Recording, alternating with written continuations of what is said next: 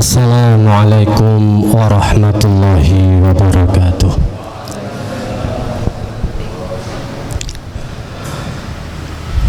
Bismillahirrahmanirrahim. Innal hamdalillah hamdan katsiran thayyiban mubarakan fih kama yuhibbu rabbuna wa yarda. Asyhadu an la ilaha illallah wahdahu la syarika lah wa asyhadu anna Muhammadan abduhu wa rasuluhu la nabiyya ba'dah. Ya ayyuhalladzina amanu taqullaha haqqa tuqatih wa la tamutunna illa wa antum muslimun. Ya ayyuhan nasu taqu rabbakumul ladzi khalaqakum min nafsin wahidah wa khalaqa minha zawjaha wa batha minhuma rijalan katsiran wa nisaa'a wattaqullaha alladzi tasaaluna bihi wal arham innallaha kana 'alaikum raqiba. Ya ayyuhalladzina amanu taqullaha wa qulu qawlan sadida yuslih lakum a'malakum wa yaghfir lakum dhunubakum wa may yuti'illaha wa rasulahu faqad faza fawzan 'azima. Amma ba'du fa inna asdaqal hadithi kitabullah wa khairal hadi hadiyu Muhammadin sallallahu alaihi wasallam wa syarrul umuri muhdatsatuha wa kullu muhdatsatin bid'ah wa kullu bid'atin dhalalah wa kullu dhalalatin finnar. Ayyuhal ikhwah rahimani wa rahimakumullah, jamaah salat maghrib yang dimuliakan Allah Subhanahu wa taala. Alhamdulillah, bersyukur kita kepada Allah atas limpahan nikmatnya sehingga kita bisa berkumpul kembali untuk menghadiri salah satu taman-taman surganya Allah, untuk menambah hasanah keilmuan, karena dengan ilmu inilah yang membimbing kita, menjadi penasihat kita supaya kita terjauh, terhindar dari dosa dan maksiat, dan selalu semangat antusias dalam mengamalkan kebaikan-kebaikan. Karena ilmu ini sangat penting bagi kehidupan manusia, mengingatkan kita kepada perkataan dari Imam Ahmad rahimahullah. Beliau berkata, laulal ilmu kanan nasu kal bahaim. Seandainya kalau bukan dengan ilmu, niscaya manusia itu seperti binatang. Yang membedakan karena ilmu. Kalau manusia tanpa dilandasi ilmu dalam hidupnya, maka dia akan memilih kehidupan yang paling enak bagi dia, mengikuti syahwatnya, mengikuti hawa nafsunya. Bagaimana kalau kita melihat binatang yang mereka lebih memprioritaskan, mengedepankan hawa nafsu. Ketika ingin makan, yang mereka makan sampai kenyang. Ketika mereka ingin berhubungan, yang mereka juga berhubungan dimanapun tempatnya dan dengan siapapun bergantian.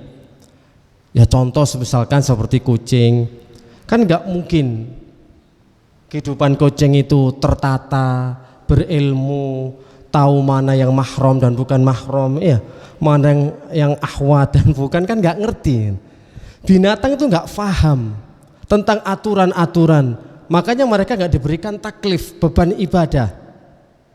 Maka jika kehidupan manusia tidak dibimbing dengan ilmu, apa bedanya dengan mereka? Mereka melakukan aktivitas setiap hari, kita juga melakukan aktivitas setiap hari. Pagi berangkat kerja, sampai sore pulang, kemudian makan, kumpul keluarga, kemudian tidur. Setelah tidur bangun lagi pagi, seperti misal itu, kerja lagi. Begitu terus kehidupannya. Apa tidak membosankan? Mungkin biar nggak bosan, Sabtu ataupun Ahad mereka pergi refreshing, pergi ke villa, ke puncak, ke tempat yang dingin, ke pegunungan, atau mungkin suka shopping supaya menghindari dari boring. Tapi tetap kehidupan mereka nggak ada bedanya. Siapa yang kuat dia yang menang, itulah binatang. Siapa yang lemah dia akan tertindas. Siapa memiliki kedudukan, memiliki jabatan, dia yang berkuasa. Kalau kita lihat di hutan, siapa paling kuat? Macan, maka dia raja hutan.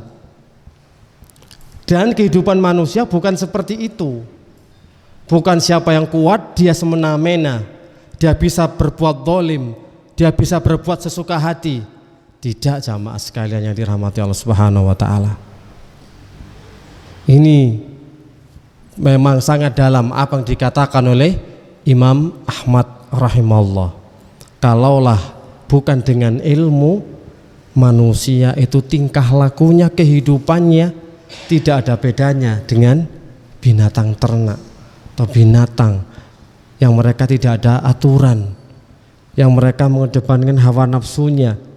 Pengennya apa? Tidur-tidur, pengennya dugem-dugem, pengennya judi-judi, gak ada aturan. Nah makanya kita itu termasuk nikmat, diberikan nikmat yang besar oleh Allah Subhanahu wa taala. Jika mau menjemput hidayah, jika mau mencari petunjuk dengan mendatangi salah satu majelis ilmu, mendatangi taman-taman surganya Allah Subhanahu wa taala. Terkadang kita itu kalau berpikir secara logika, bagaimana mungkin manusia mati-matian berusaha untuk mencari rezeki, untuk mengais rezeki untuk kehidupannya sehari-hari, untuk dia dan keluarganya. Sedangkan hidayah modalnya sekedar menunggu, nggak dijemput, nunggu hidayah. Sering kan kita kalau ngajak teman, ayo bro kita sholat bro, ngapain lagi kalau kita nggak sholat? Hidup itu memang panjang, tapi mati kan sekali. Kadang-kadang kita keliru, hidup itu sekali, keliru, hidup itu panjang Pak. Mati itu sekali gitu loh, jangan dibalik. Hidup sekali bro, loh cari sopo panjang. Ya, hidup itu panjang, mati itu sekali. Ngapain kalau kita nggak beribadah? Iya bro, aku itu ngerti sebenarnya, wis paham. Nek kewajibane wong Islam iku salat 5 waktu. Tapi opo bro, aku gorong oleh hidayah. Tak enteni sampai saiki gorong diampiri. Wis dongakne bro, hidayah ceke moro nang awak dhewe. Hidayah jemput, bukan ditunggu. Jangan nunggu ketika aku sengko, nek wis paham, nek Allah buka hatiku, gak sampean kongkon, aku budal dhewe nang masjid. Wis gak usah rame-rame, gak usah sok keminter deh. Wis aku kebeken dalil pisan. Mari kanca sampean, ustaz sampean, saiki sampean dhewe. Apa gak yang muntah-muntah aku ndelok dalil ngrungokno dalil.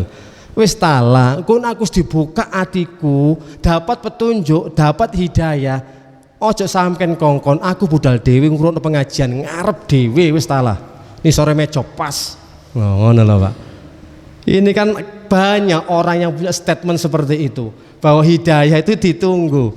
Tapi untuk mencari rezeki, apalagi musim-musim pandemi, loh mereka itu kan mati-matian toh Pak, berjuang, berjibaku, bersikeras bagaimana caranya untuk bisa menafkahi dan menghidupi keluarganya. Tapi masalah ilmu, hidayah, siklah ngenteni, hidayah menyapa wis. Ketika hidayah menyapa, padahal hidayah kan harus dijemput, dicari, sebagaimana firman Allah Subhanahu wa taala di dalam surat Al-Ankabut ayat yang terakhir 69, walladzina jahadu fina, barang siapa yang bersungguh-sungguh di jalan kami, lanahdiyannahum subulana, maka kami benar-benar akan memberikan petunjuk hidayah kepada mereka. Ibnu Qayyim memberikan komentar, Pak, memberikan penjelasan. Hidayah itu tergantung dari kesungguhan seseorang. Hidayah itu tergantung dari kesungguhan seseorang. Kalau seseorang tidak bersungguh-sungguh dalam mencarinya, hidayah ini juga susah untuk mendekat. Ini susah, Pak. Hidayah itu memang urutannya, ada hidayatul irsyad, ada hidayah at-taufik. Hidayat irsyad seperti kita hadir di pengajian, mendengarkan nasihat, lihat YouTube, FB, IG, ini termasuk hidayatul irsyad, bimbingan. Yang hidayatul taufik murni dari Allah Subhanahu wa taala diberikan kepada hambanya. Kata para ulama, seseorang itu susah untuk mendapatkan hidayah taufik kalau prosesnya dalam mencari hidayatul irsyad tidak dijalani terlebih dahulu. Ada urut-urutannya kan, Pak. Hidayah itu ada 4, 1, 2, 3, 4, tahapannya seperti itu.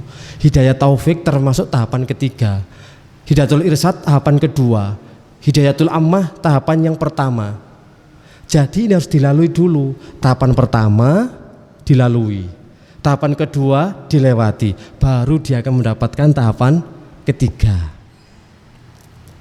Tidak semua orang ketika Allah memberikan hidayah, kenapa orang ini bisa masuk Islam, kenapa orang ini bisa mengenal sunnah?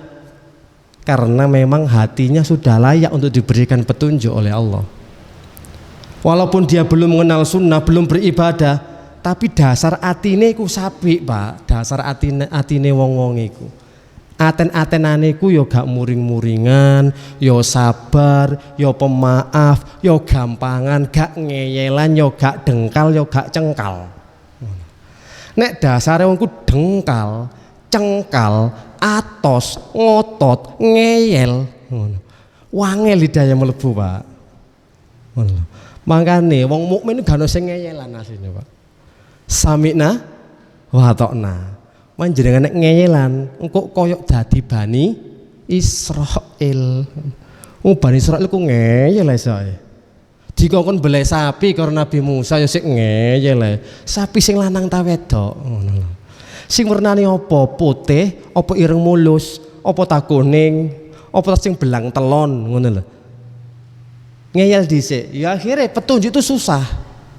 Jadi kenapa dapat hidayah, kenapa dapat petunjuk? Karena memang orang itu hatinya sudah memiliki kelayakan.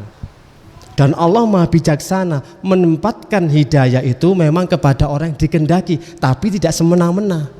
Tidak asal dikasih begitu loh, Pak. Enggak. Memang dia patut dan layak. Ya, jadi pentingnya kita untuk mencari ilmu, pentingnya kita dalam menggapai hidayah itu harus butuh perjuangan, butuh pengorbanan, butuh jihad, baru kita akan dapatkan.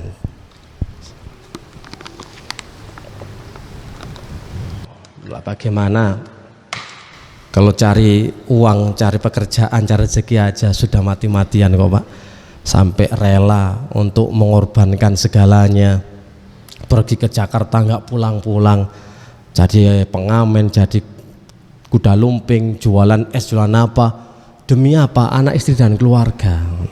Tapi ada yang dilalaikan, ada sesuatu yang lebih penting, lebih bermanfaat untuk dirinya dan keluarganya, untuk dunianya dan juga akhiratnya, yakni ilmu dan hidayah. Naam, kita lanjutkan kajian kita dari kitab Sahih Muslim, masih dalam bab tahrimul zulm, haramnya kezaliman, sampai pada bab yang selanjutnya.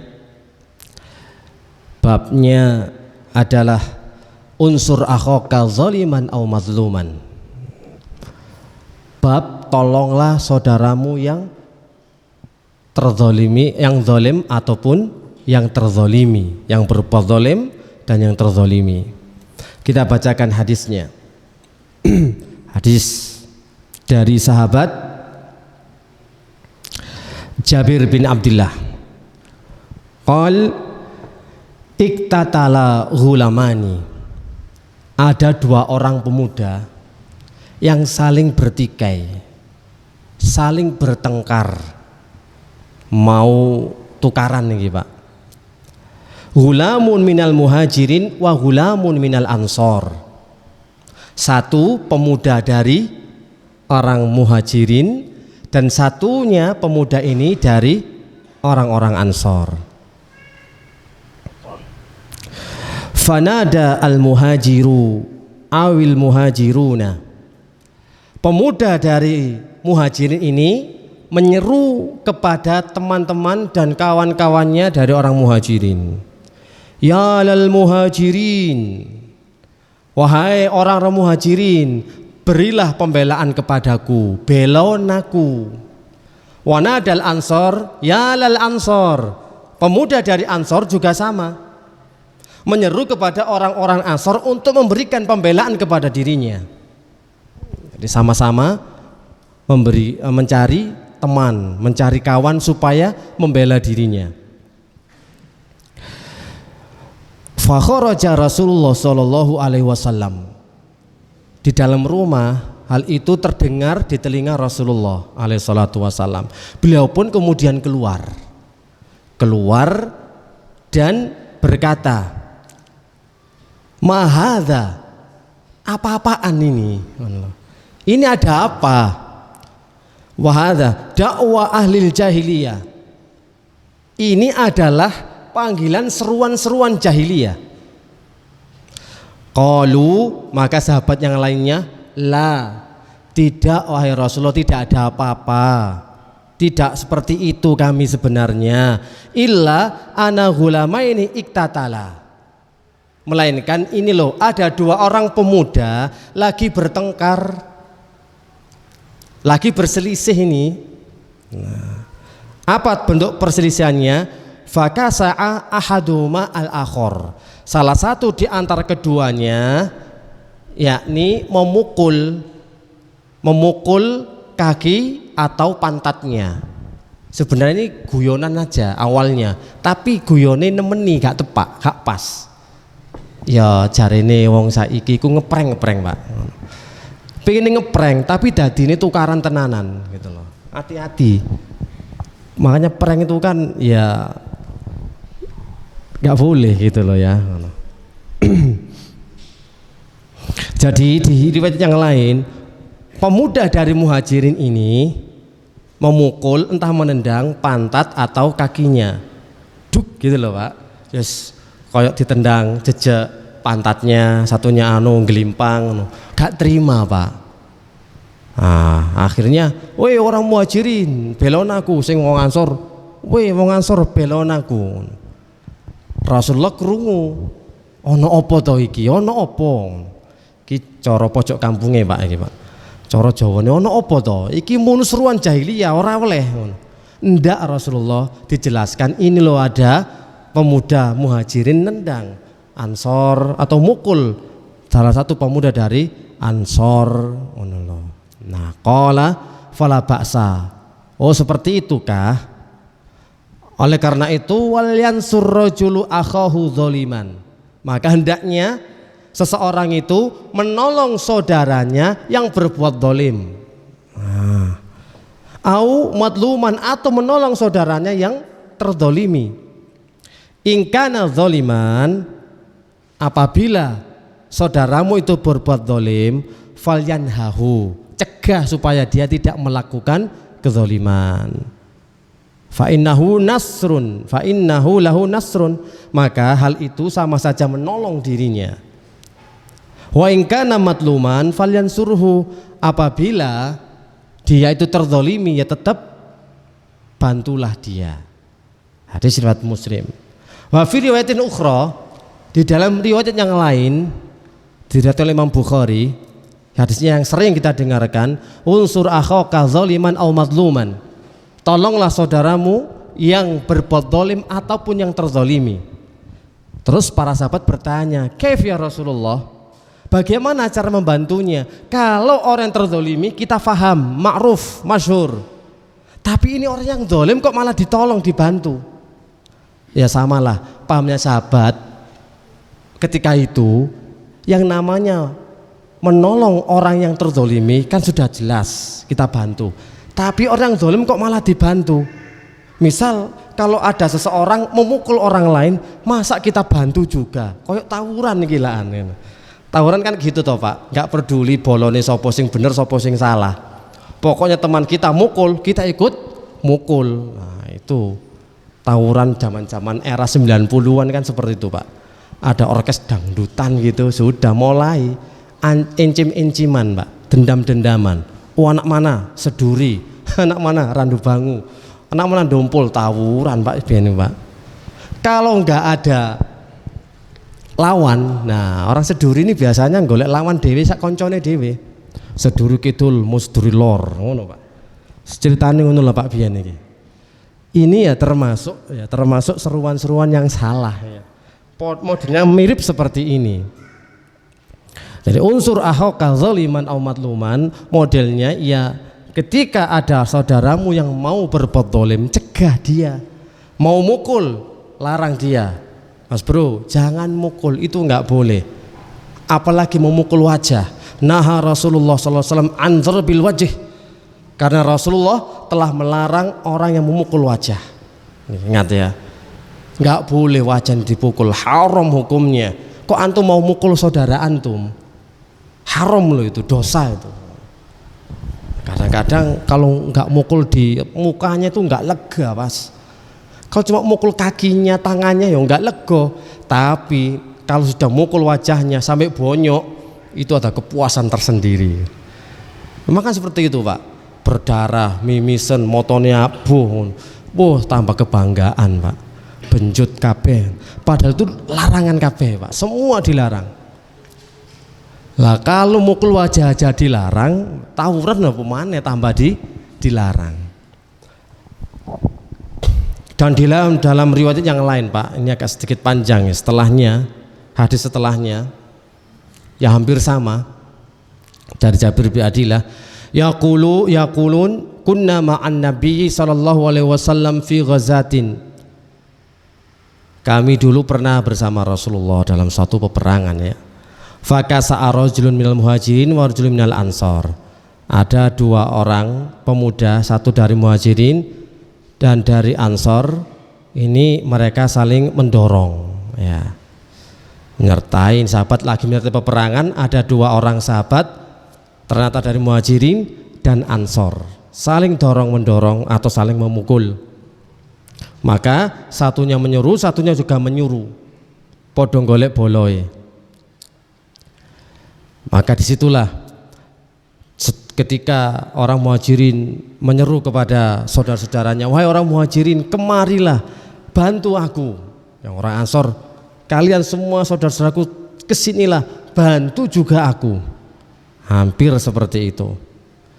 Kemudian Rasulullah pun mendengar hal seperti itu, maka beliau mengatakan, ini adalah cara-cara jahiliyah. Sesungguhnya hal itu adalah perbuatan yang busuk, muntinatun. Innahu muntinatun. Ini perbuatan yang buruk, yang jelek, yang busuk. Tinggalkan, jangan kalian teruskan. Dilarang sama Rasulullah Shallallahu Alaihi Wasallam. Dan ternyata peristiwa ini didengar oleh Abdullah bin Ubay, yang masih munafik Abdullah bin Ubay, sehingga dia pun akhirnya mengatakan, wah nanti orang-orang lebih kuat akan mengusir orang-orang yang lemah ketika pulang ke Madinah. Dalam artian orang muhajirin masih sedikit, orang ansor masih banyak. Wah kalau diteruskan, namanya orang munafik ya, nanti kalau kita balik ke Madinah, kita dihancurkan nanti sama orang Madinah karena mereka lebih kuat, utawa mereka di kandangnya, jago kandang. Acur gini jelas. Mendengar pernyataan itu, Umar langsung komentar, wahai Rasulullah, biarkan aku untuk memenggal kepalanya Abdullah bin Ubay.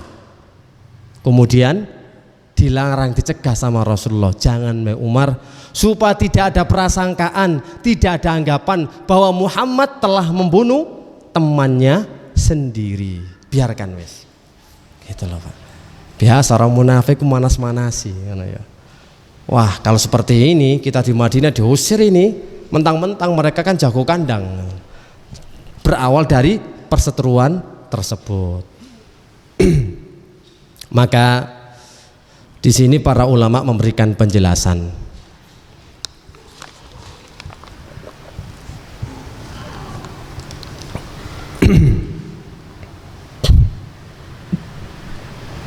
Memberikan penjelasan beberapa faedah yang ada dalam kandungan hadis ini.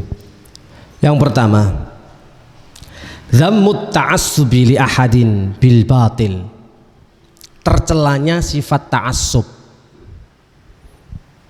Karena hal itu termasuk perbuatan yang batil. Seperti ta'assub terhadap kaum, termasuk ta'assub terhadap kabilah, terhadap kampung, ya, terhadap daerah, juga terhadap negara. Kita nggak boleh ta'assub. Karena hal ini termasuk perkara-perkara jahiliyah. Kebiasaan orang-orang jahiliyah dahulu sebelum datang syariat Islam, mereka sukanya memang bolo-boloan, grup-grupan. Gak peduli dilihat siapa yang benar, siapa yang salah, pokoknya dari kabilahnya pasti akan dibela. Nah, ini yang sering terjadi, ada sifat ta'assub. Kalau kita bahas masalah orang umum, oke lah, paham. Ya, mau ini nggak boleh ta'assub, ini seperti seruan-seruan jahiliyah. Nggak peduli mana Surabaya, mana Mojokerto, misalkan berseteru ya, antara Mojokerto ini sepak bolanya apa sih namanya? Hah? PSM, Persatuan Sepak Bola Mojokerto, Mojosari. Mojosari, Mojokerto, dengan anak bonek. Sudah. Gak peduli pokoknya. Entah orang itu baik, entah dia itu berdagang di Mojokerto, kelihatan Surabaya, kelihatan bonek, ludes. Hancur ini sudah. Ini awalnya satu. Namanya ta'assub. Satunya juga kelihatan, oh ini darah Madura. Satunya darah Kalimantan. Ini kan sampai dengan Madura tak pernah bersatu dulu, pernah saling bermusuhan. Sudah ta'assub akhirnya. Tercium darah Madura, langsung tombak, anak panah, bumerang, semuanya jalan sendiri gitu ya. Langsung otomatis. Anak Madura sama, lihat orang sampit Kalimantan langsung todi tompes, mati wis pokoknya, sodok wae. Lah ini juga namanya jahiliyah. Kalau cuma sekedar membela kabilahnya, membela kaumnya, membela daerahnya. Kadang Pak, ketika kita di luar pulau, nanti muncul sifat ta'assub itu muncul. Jawa gumbul Jawa tok, ya. Nah, Sulawesi gumbul Sulawesi tok, Ambon gumbul Ambon tok. Yes. Pakai bahasanya, pakai bahasa dewe-dewe Pak. Sing Jawa yang ngomong Jawa, sing Ambon ngomong Ambon. Sing Jawa ndelok Ambon nek ngomong yang guyu kemekelen, sing Ambon ndelok wong Jawa nek ngomong ya kok lucu. Sama. Orang Indonesia lihat orang Melayu, macam mana ya lucu kok Upin Ipin. Gitu ya. Yang orang Melayu lihat bahasa Indonesia, ini bahasane opo ini kok pojok kampung sembarang kalir melebu. Ya sama Pak, lucu. Agar saling mengejek, saling menghina dengan bahasanya masing-masing. Soalnya ta'assub. Punya makanan gitu ya, biasanya di pondok itu juga terjadi Pak, di pesantren gitu ya. Siapa ini? Oh, orang Lombok, ini orang Jawa, ini orang Malang. Ngerumpun terus ke situ. Ada makanan, cangkruannya bareng di situ. Sampai geng-gengan Pak nanti. Geng-gengan. Satu ya disakiti, ngadu sama yang lain, sama grupnya, komunitasnya. Aku disakiti anak Ambon. Wow, kita orang Jawa tuh berani mati. Yang berani merobek bendera sekutu itu adalah arek-arek Surabaya. Takbir, waduh takbir mana ya lah. Tawuran kok nggih takbir gak oleh Pak. Takbir gak kanggo ngono Pak. Takbir itu kalimat yang agung, kalimat yang mulia, bukan dibuat tawuran ya. Mentang-mentang tawuran takbir. Seruan-seruan jahiliyah, komunitas sama. komunitas jamaah pengajian saling menggagalkan dan menghina satu dengan yang lainnya. Oh, ini jamaah Pacet Mojokerto, itu jamaah Sidoarjo, itu jamaah Malang. Sembarang gak kok jamaah Mojokerto. Iso rukun kompak dadi siji. Masya Allah, ngono Pak ya. Liyane gak ono sing koyo Mojokerto gak eneng. Pokoknya Masya Allah Mojokerto gak remeh blas. Jadi menghina satu dengan yang lain, merendahkan. Juga ta'assub, membanggakan kabilahnya, membanggakan komunitasnya. Sampai-sampai mau berbuat baik, kalau bukan dari grupnya, bukan dari komunitasnya, bukan dari jamaah pengajiannya, gak dikasih Pak. Didata, oh itu bukan jamaah kita, nggak usah dikasih.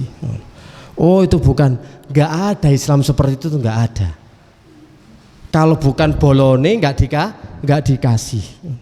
Makanya ini merupakan perbuatan tercela di dalam Islam. Semua ini termasuk adat kebiasaan orang-orang jahiliyah sebelum datangnya Islam. Setelah Islam datang, barulah keadilan dan kebijaksanaan di situ ditegakkan. Siapa saja yang berbuat salah yang menjadi syariat, yaitu memang harus diberikan hukuman, bukan malah dikasih pembelaan. Itu adilnya di situ. Makanya Rasulullah SAW juga ngomong kepada para sahabatnya, lau anna Fatimah, seandainya Fatimah sarokot, dia telah mencuri, laqata'tu yadaha, aku sendiri yang akan memotong tangannya. Karena bentuk keadilan, bukan ta'asub-ta'asuban. Karena pada waktu itu ada Bani Mukhzamah itu, ketika dia mencuri, ketika dia berbuat zalim, nah ini ada seorang sahabat disuruh ngelobi Rasulullah supaya memberikan keringanan, gak dijatuhi hukuman. Karena kabilahnya kabilah ternama, kabilah yang darah biru, kabilah tinggi, sehingga gak boleh dikasih hukuman, dikasih prioritas gitu loh. Oh ndak bisa kata Rasulullah, nggak ada syafaat semacam ini. Jangankan dia, seumpama putriku sendiri Fatimah mencuri, tetap akan aku potong tangannya. Karena Islam harus adil, bukan membela karena dia orang muhajirin, karena dia termasuk dari suku Quraisy atau bani-bani yang lainnya. Nah yang kedua,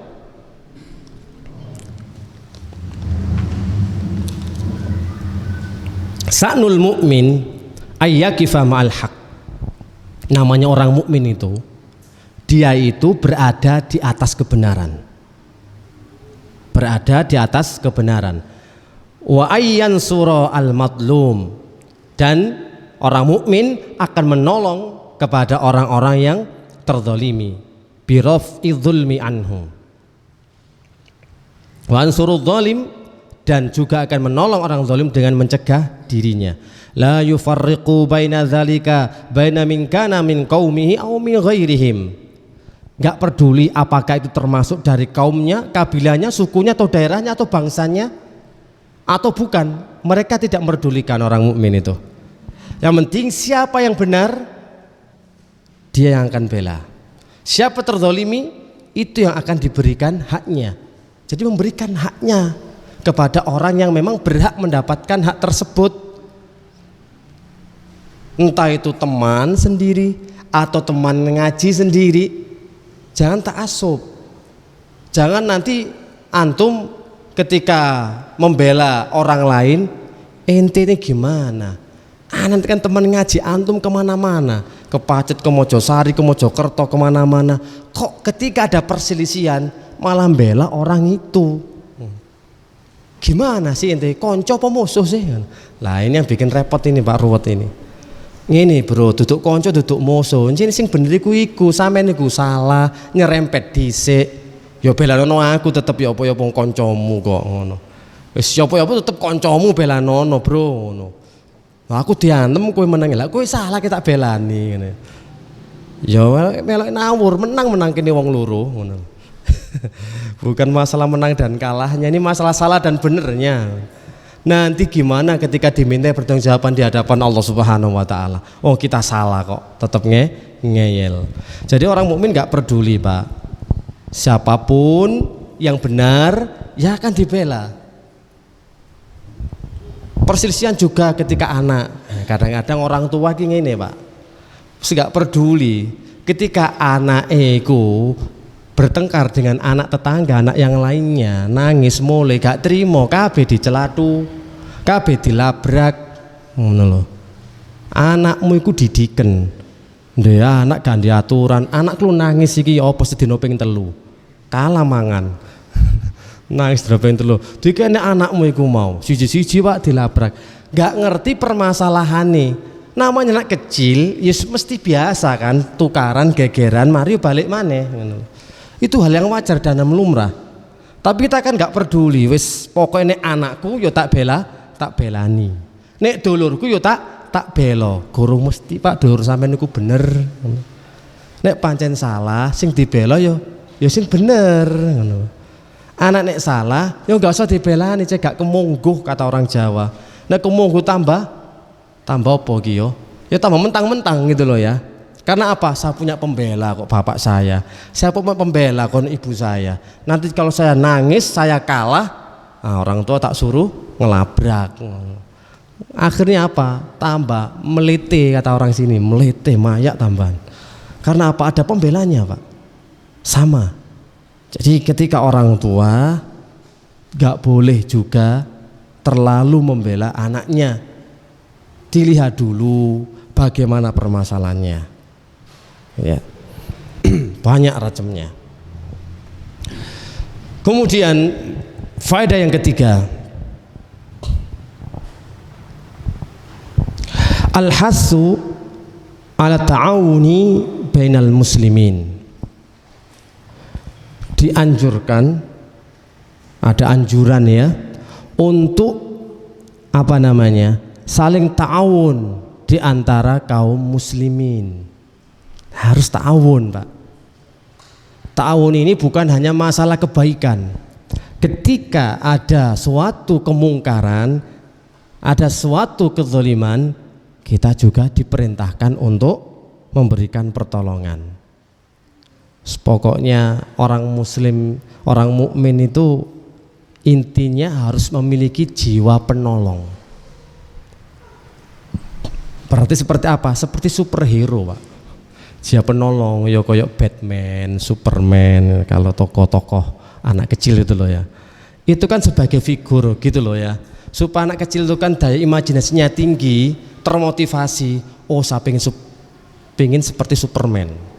Tapi pengennya apa? Bisa terbang. Anak kecil suka seperti itu memang. Bisa membela kebenaran, bisa bermanfaat bagi manusia, menolong orang yang lemah. Jika ada preman ganggu, maka dia akan menolong. Ada orang mau kecelakaan, dia akan tolong. Ada kereta api ngeblong, nah, Spiderman yang nolong, kan gitu ya. Pokoknya ada apa-apa gitu selalu hadir, selalu ada. Nggak tahu kontaknya itu berapa, kok selalu hadir. Polisi kalah cepet, pakai radar antennya tahu aja tempat kejahatan, paling cepet ya. Polisi kalah, semua sudah terbekuk, baru polisi datang. Kalah dengan superhero ini. Ya kita memang harus memiliki jiwa patriot, jiwa seperti itu, jiwa empatik, jiwa peduli kepada saudaranya sesama muslim. Menolong itu dalam hal yang sangat banyak sekali macamnya. Kalau bisa memberikan pertolongan lewat tenaga, kasihlah pertolongan lewat tenaga. Lewat bantuan pikiran, ya kasih. Kesempatan, waktu, tenaga, harta, jabatan, kedudukan, kita berikan pertolongan itu semampu kita, semaksimal mungkin yang bisa kita berikan kepada sesama kaum muslimin. Pokoknya jiwanya nolong. Makanya kata Rasulullah SAW, anfa'uhum, ya orang yang paling bermanfaat di antara kalian adalah anfa'uhum linnas, atau khairun nasi anfa'uhum linnas, sebaik-baik manusia adalah yang paling bermanfaat kepada orang lain. Jadi paling memberikan banyak manfaat dan banyak menolong. Makanya pernah digambarkan, memang kalau seseorang itu suka dan memberikan pertolongan, maka konsekuensinya al jaza'u min jinsil amal, balasan itu sesuai dengan jenis amal perbuatan. maka Allah pasti akan memberikan pertolongan kepada kita. Turunnya tidak diduga-duga datangnya. Allahu fi aunil abdi maka al abdu fi auni akhihi. Allah itu akan memberikan pertolongan kepada hambanya selama hamba tersebut memberikan pertolongan kepada saudaranya. Misal contoh nih ya, di tengah perjalanan ketika antum mau menghadiri lamaran pekerjaan ini ya, umumnya berandai-andai contoh aja kan, permisalan. Kata para ulama itu permisalanku nggak boleh dibantah, yes, terus diyani ya lah. Ketika masuk lamaran kerja, di tengah perjalanan ada mobil mogok atau sepeda motor mogok, maka jam ini sudah telat ini. Ini bagaimana ini ya? Ya namanya kan ini sutradara kan bisa saja toh. Makanya karena menolong itu adalah kewajiban sesama manusia, sedangkan lamaran kerja yo gak wajib yo gak sunnah kan bisa nanti cari yang lainnya. Oke lah, saya bantu di tengah perjalanan, dia bantu sampai bisa. Sambil bawa pelamaran kan ditanya sama orang dulu, Mas ada apa? Oh ini kok bawa segala, ini mau lamar kerja Pak. Oh panggilan tak? Iya. Loh terus kalau panggilan gini gimana? Ini kan terlambat nanti.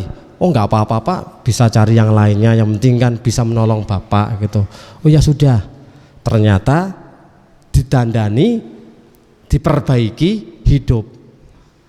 Dan nggak tahu ternyata tempat yang memanggil kerjaan itu adalah perusahaan bos yang mobil yang mogok ini. Dan dia harus interview sama apa RD Pak ya.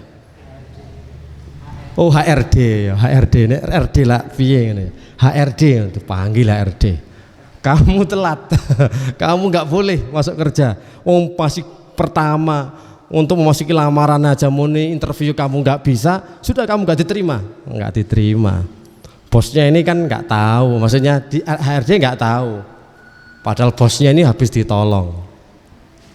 Isa atau Pak ini Pak? Oh kok sudah didit ya? Belum ya.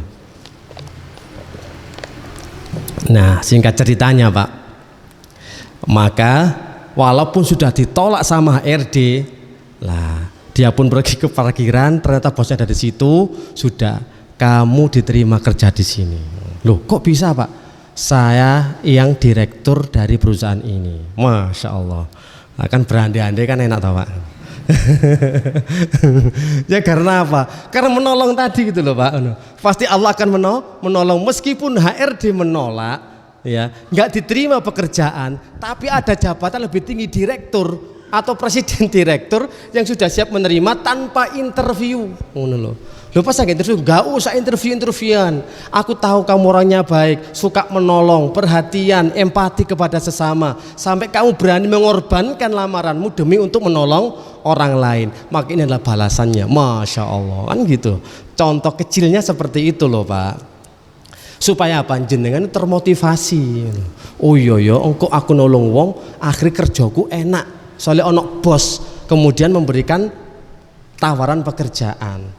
Nah kalau nggak pernah nolong orang, bawanya ijazah lamaran, sudah berapa perusahaan, berapa pabrik ditaruh lamaran tapi nggak ada yang dipanggil gitu loh.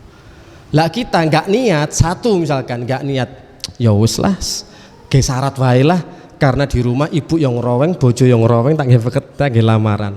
Gak niatnya titik malah dipanggil. Karena apa? Suka nolong orang tua Pak. Suka bantu orang tua, suka bantu istri kan gitu toh. Masya Allah. Pasti nanti akan ditemukan hal itu. Karena ini janji Allah Subhanahu wa taala tidak akan mungkin pernah diselisih. Pokoknya Allah akan menolong kepada hambanya selama hamba ini mau menolong kepada hamba yang lain. Wes titik iku rumuse Pak. Gak bakal orang, mesti ditolong, mesti dimudahkan urusan kita. Makanya kok ruwet-ruwet, senengane ngruti wong Pak jenengan iki. Sing ngono wae wis. Siapa yang suka memberikan keruwetan kepada orang lain, maka Allah akan memberikan keruwetan kepada jenengan. Ruwet, ribet, sampai ruwet TV itu ada. Ruwet TV. Iku isine ruwet-ruwet tok iki, Pak. Acara nih, acara ruwet-ruwet tok anu. Ono wae. Sing gampang memberikan kemudahan, memberikan pertolongan, memberikan bantuan, insya Allah ketika kita benar-benar membutuhkan hal itu, Allah akan mendatangkan bagi kita tanpa kita sangka-sangka, tanpa kita duga-duga. Itu banyak sekali kasus seperti itu, Pak. Baik kisah nyata, kisah terdahulu, kisahnya para sahabat, orang-orang soleh, modelnya seperti itu, Pak. Karena mereka yakin, orang mukmin itu kan yakin dulu toh. Wis yakin pokoknya. Kalau kita memberikan pertolongan, Allah akan mendatangkan pertolongan itu. Wis itu loh. Sampai-sampai ya, seandainya Nabi Yunus bukanlah termasuk minal musabbihin, termasuk orang yang berzikir ingat kepada Allah, niscaya dia labitha akan terus berada tinggal di perut ikan paus hatta yaumal kiamah, sampai hari kiamat. Karena apa? Dia termasuk orang yang zikir kepada Allah, langsung bertobat, langsung mengetahui kekeliruannya, kesalahannya, kezalimannya. Itu salah satu kan penyebab Allah memberikan kemudahan, sebab Allah memberikan pertolongan, karena juga memberikan pertolongan kepada orang lain.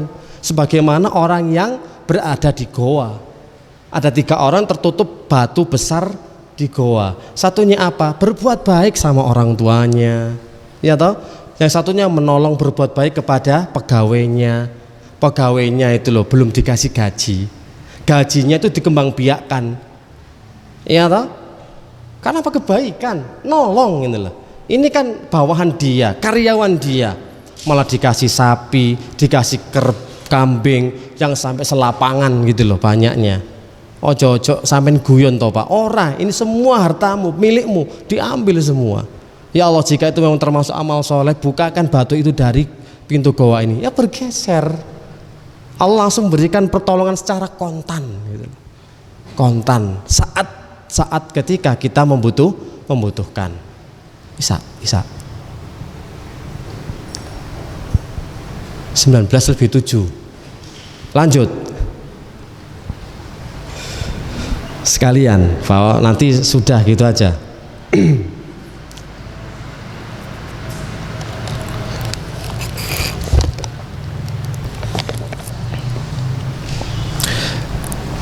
Al-mizah lahu hududun. Gurau itu ada batasannya. Nah, faedah yang keempat ya. Al-mizah lahu hududun. Bergurau itu ada batasannya, Pak. Yang bagi Allah tazawazu al-mar. Maka sepatutnya seseorang itu tidak melampaui batas ketika bergurau dan bercanda. Atau istilah sekarang itu ngeprank. Jangan melampaui batas. Hukum ngeprank kan macam-macam, ada yang boleh, ada yang nggak boleh, haram gitu ya. Kalau ngeprank yang benar-benar melampaui batas, makanya bercanda yang keterlaluan bisa mengakibatkan permusuhan.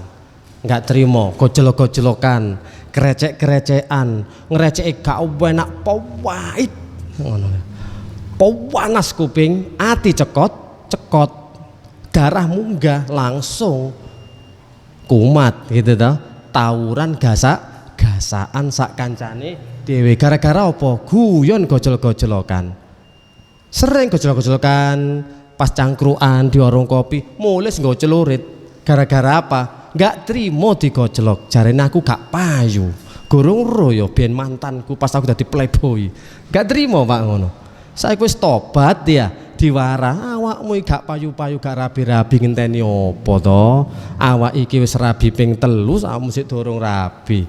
Gak trimo, Pak, kenek ngono tok. Nggawa celurit dibacok. Gak trimo gara-gara dilokno gak payu rabi. Ada batasannya. Bercanda itu memiliki hudud, maka tidak sepatutnya kita melampaui batas. Ya karena Rasulullah maksudnya ya biasa toh, guronya untuk ya yang nyata, yang hak. Kayak menggoda siapa? Abu Umair ketika burungnya mati kan gitu toh. Ya Aba Umair madza fa'ala Nughair, kan lagi sedih lagi galau ya. Waktu itu kan Ummu Sulaim didatangi Rasulullah, di mana sih anak kecil ini Abdullah bin Umar ini, Abu Umar ini? Anu sedih Rasulullah karena burungnya mati. Dihibur, mati kan gak bisa gerak gitu kan. Ditanya sama Nabi, hei Abu Umar madza fa'ala Nughair, untuk mencandai Abu Umar biar dia tertawa. Kemudian ketika ada seorang sahabat ini nggak ganteng, ya biasa gitu ya, dipegang dari belakang, kemudian siapa yang mau beli budak ini gitu loh.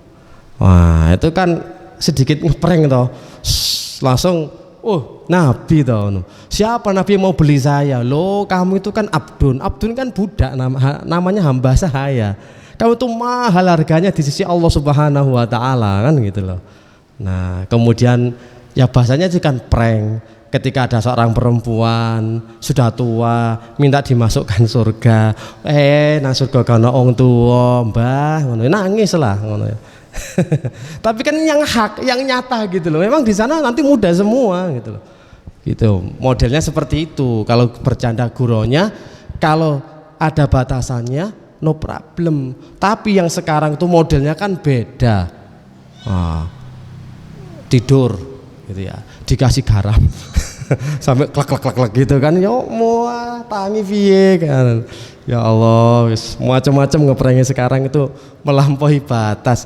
Ini yang dilarang menyebabkan permusuhan, nggak terima. Apalagi di depan umum gitu ya. Depan umum sekarang ngeprengnya. Ya ini yang banyak sekali melanggar aturan syariat. Yang model-model sekarang. Lah ini juga anak pemuda, dua pemuda, namanya pemuda kan sering guyon sih Pak Cian Pak. Nah untuk kan serius Pak yo, serius mikir urip, mikir anak bojo iki apa carane oleh duit kan ono, serius. Kalau pemuda wis senengane cangkruan, guyon-guyon, ditendang, sikile ditendang bokonge. Wong gak trimo, maksudmu apa? Ngono lho. Lho ayo nek gak trimo, sembarang wis. Yo sik tak celok bolokku kowe muhajirin, situ yo aku nyelok bolokku yo nek Ansor. Nah, iki sing gak disetujui kalau Rasulullah Shallallahu Alaihi Wasallam. Sampun ada pertanyaan? Sampun nggih?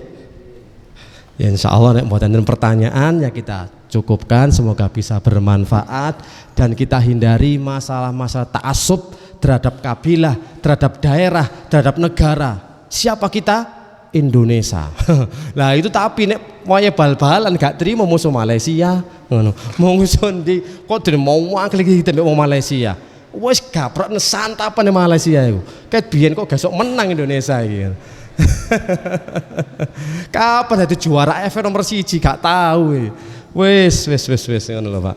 Sampai gak seneng ambek wong negara tetangga, negeri jiran gara-gara bal-balan ae. Wong kono ono muslime Pak, ya ono api-api, ya ono ngaji Pak. Lah sampean pukul rata Malaysia gak seneng aku. Ya ora iso ngono. Ya semoga bisa bermanfaat. Subhanakallahumma wa bihamdika asyhadu alla ilaha illa anta astaghfiruka wa atubu ilaik. Wassalamualaikum warahmatullahi wabarakatuh.